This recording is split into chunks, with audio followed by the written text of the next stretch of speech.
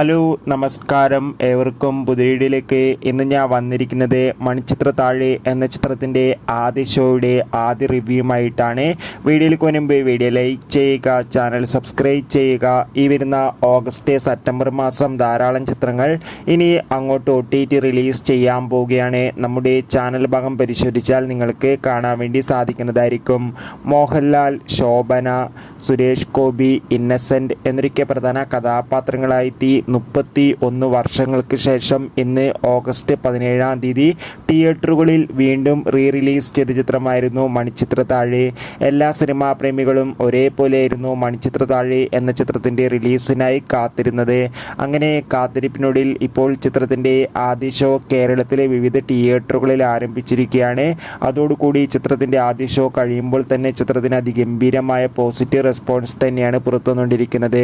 ചിത്രം കണ്ട സിനിമാ പ്രേമികളെല്ലാവരും ഒന്നടങ്കം പറയുകയാണ് ചിത്രം ഒരു മസ്റ്റ് തിയേറ്റർ എക്സ്പീരിയൻസ് ആണെന്നും ചിത്രത്തിൽ മോഹൻലാലിൻ്റെ നല്ല മികച്ച അഭിനയം തന്നെ കാണാൻ വേണ്ടി സാധിക്കുന്നുണ്ടെന്നും.